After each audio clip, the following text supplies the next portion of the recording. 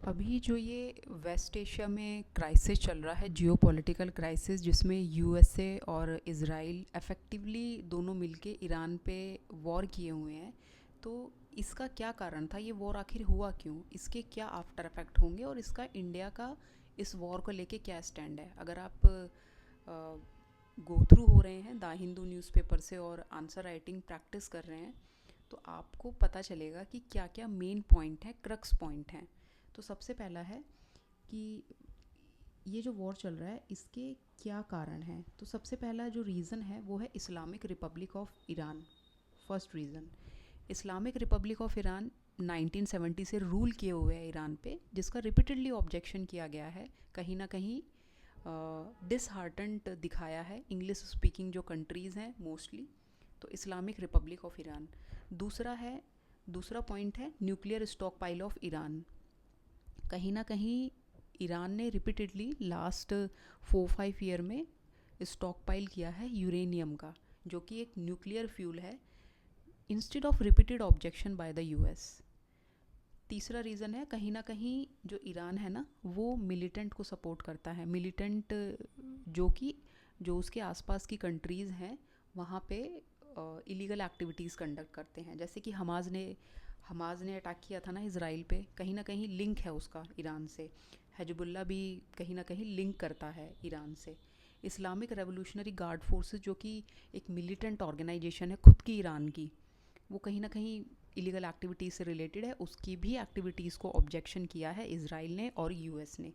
तो ये जो 4 पॉइंट हैं, ये कहीं ना कहीं मेन रीज़न है जिसके वजह से इसराइल ने और यूएसए ने कलेक्टिवली वॉर किया है ईरान पे। अब इस वॉर के आफ्टर इफेक्ट क्या होंगे? भाई, कोई भी जंग छिड़ती है तो उसके बहुत सारे नुकसान होते हैं, फ़ायदा तो कुछ होता है नहीं। सबसे पहला जो आफ्टर इफेक्ट है वो है कि कहीं ना कहीं ग्लोबल इन्फ्लेशन होगा, इससे ग्लोबल इकोनॉमिक स्टेबिलिटी को अफेक्ट होगा। एनर्जी क्राइसिस है। क्यों एनर्जी क्राइसिस है? बिकॉज ईरान ने वेस्ट एशिया में जो वॉर किया हुआ है ना, वहाँ पे West Asia is a energy producing country है ना, क्रूड ऑयल वहाँ से आता है, एलएनजी, एलपीजी, सब कुछ हमारा वहीं से आता है ना। तो एनर्जी क्राइसिस हो जाएगा अगर वॉर छिड़ जाएगा, तो स्ट्रेट ऑफ हॉर्मुज तो बंद है ही, वहाँ से कैसे एक्सपोर्ट होगा सामान। मैरीटाइम ट्रेड है वो भी हॉल्टेड है कहीं ना कहीं। लिवलीहुड क्राइसिस, ह्यूमैनिटी क्राइसिस होता है। नेताओं का क्या जा रहा है? जो सत्ता में लोग बैठे हैं उनका क्या जा रहा है? कोई भी जंग छिड़ती है ना, आम जनता ही मारी जाती है। स्टेट ऑफ हॉर्मुज जो है वो चॉक्ड है। स्टेट ऑफ हॉर्मुज क्या है, कहाँ पे लोकेटेड है, ये मैंने ऑलरेडी एक शॉर्ट वीडियो में डाला हुआ है। कहीं ना कहीं ग्लोबल स्टेबिलिटी जो बनी हुई थी पहले, वो कहीं ना कहीं अफेक्ट हो गई वॉर से। एलपीजी, एलएनजी जो हम इंपोर्ट कर रहे थे, क्रूड ऑयल क्राइसिस हो गया। एक्सपोर्ट इंपोर्ट जो है वो कहीं ना कहीं हॉल्टेड होता है इससे। मैं अभी रिसेंटली पढ़ रही थी कि बहुत सारा ऐसा सामान है ना जो हम वहाँ पे एक्सपोर्ट करते हैं, वो अभी स्टॉक में रखा हुआ है, वो जा ही नहीं पा रहा है वहाँ पे। और बहुत सारा ऐसा सामान है जो हम वहाँ से इंपोर्ट करते हैं, तो एक्सपोर्ट इंपोर्ट अफेक्टेड हो गया। सबसे ज़्यादा इम्पोर्टेंट जो है हम वेस्ट एशिया से इंपोर्ट करते हैं वो है liquefied natural gas, LNG, liquefied petroleum gas है, एलएनजी और एलपीजी करके हैं।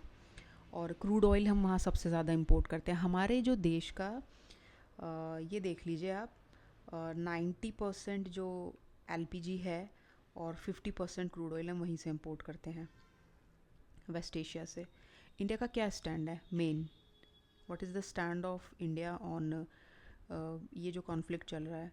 तो पहला है कि इंडिया यही स्टैंड ले रही है as being the largest democratic country in the world, कि हम डायलॉग और डिप्लोमेसी से सब कुछ हैंडल कर सकते हैं। आप डायलॉग डिप्लोमेसी से हैंडल कीजिए, डी एस्केलेशन ऑफ वॉर कीजिए, वार मत बढ़ाइए, उसको डी एस्केलेट करिए, पीस टॉक कर लीजिए। थर्ड है piece talk and international norms को फॉलो कर लीजिए।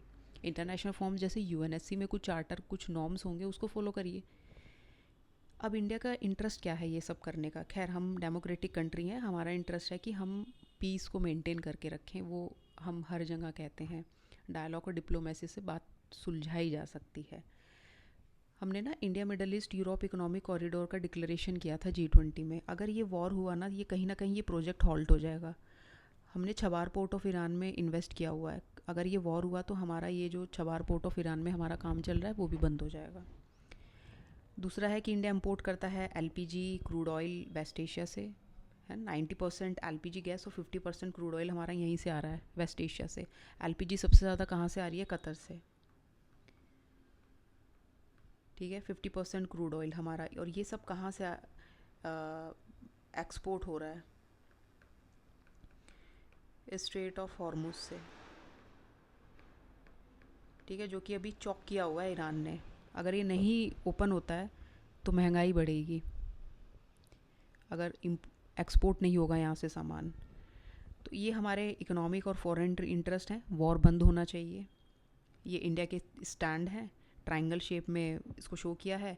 ये मैप है, वर्ल्ड का मैप है ये, जिसमें ये जो है ये रीजन है, ये वेस्ट एशिया का रीजन है।